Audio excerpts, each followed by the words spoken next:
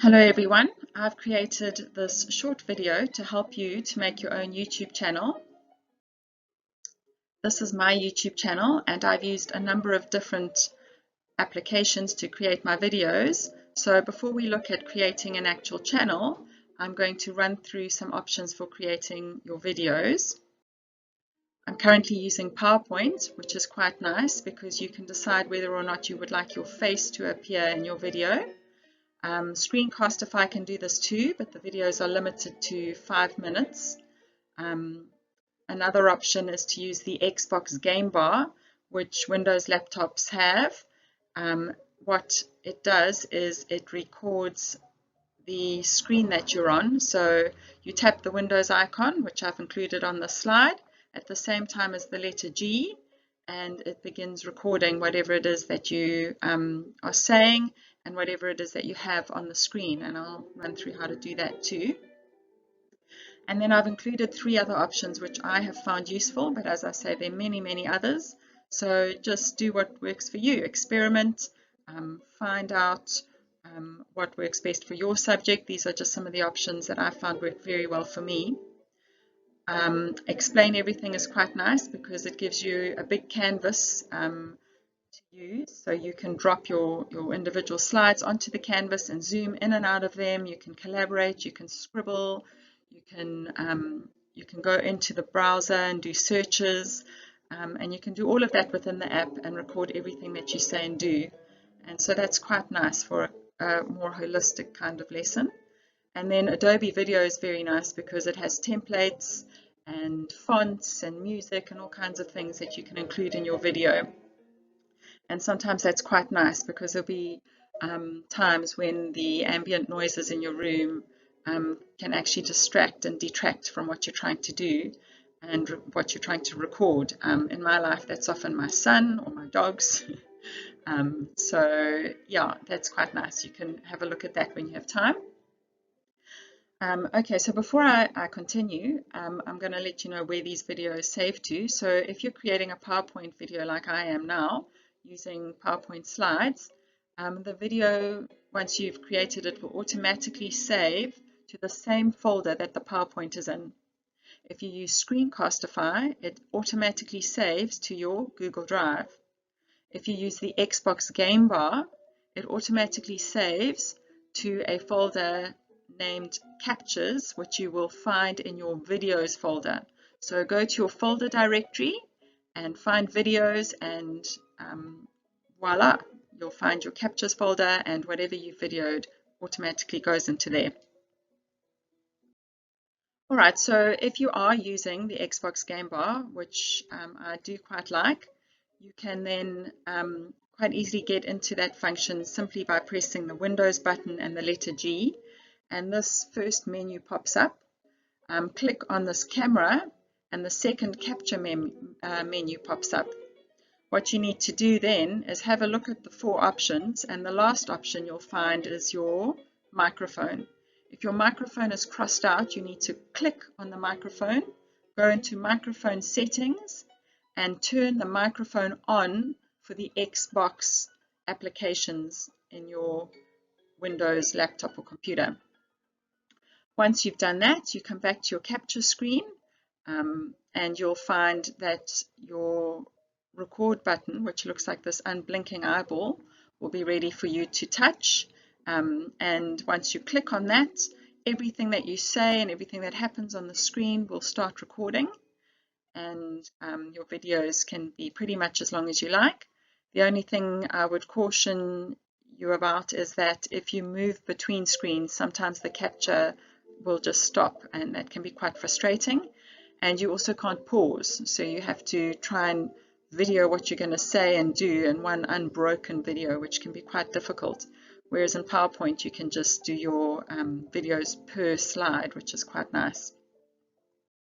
Okay, so if you're using PowerPoint, which is what I'm using now, you would create your slides just like you would for any lesson, and then you would record your timings and narrations and your gestures, whatever laser pointer or waves and gestures or whatever it is that you want to include, and then make sure that you've saved it correctly.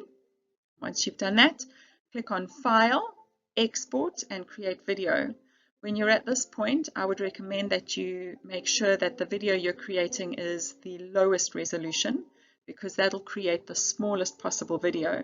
And the smaller the video is, the easier it is to upload to YouTube. We really don't need high definition videos for teaching content, and in South Africa it can be quite frustrating when your Wi-Fi or data is acting up and you're battling to upload a very long, very large file. Okay, so this is how you would get into the record screen, the record function for your slideshow. You click on the slideshow tab, and then you touch the record slideshow drop-down menu and click on record slideshow.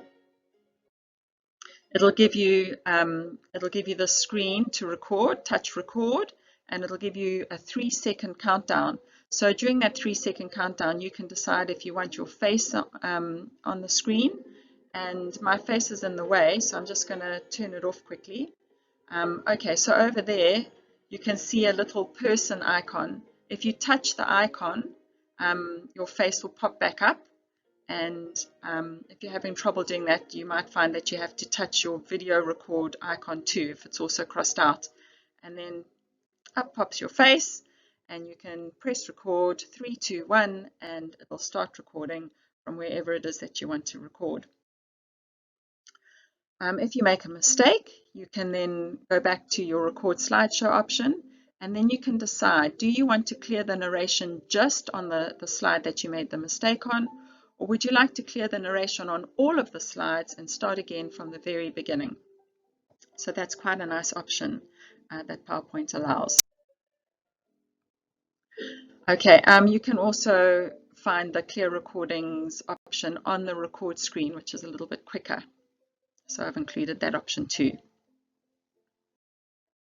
Okay, once you've created your video, be it using PowerPoint or the Xbox game function or any other application that you have decided that you like, you then sign into YouTube using your Google account, so just using Gmail, and it'll take you to your YouTube screen, and you'll see that there's this little camera icon with a plus in the center.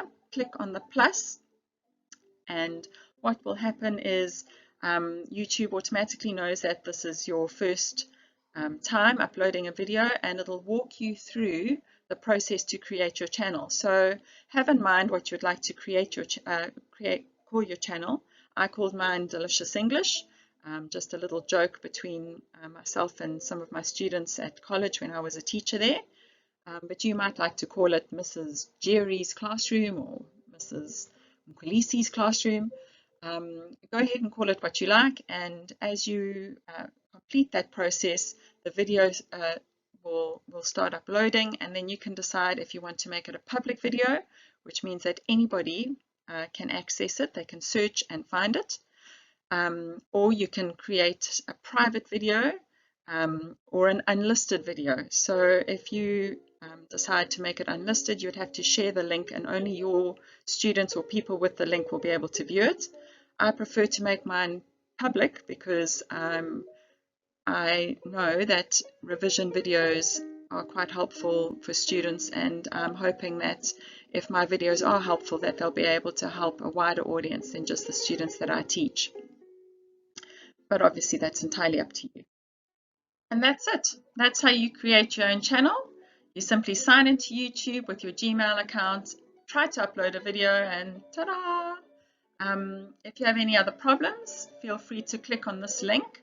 I'll include the link underneath the video and any other links that I think will be helpful. So, have fun!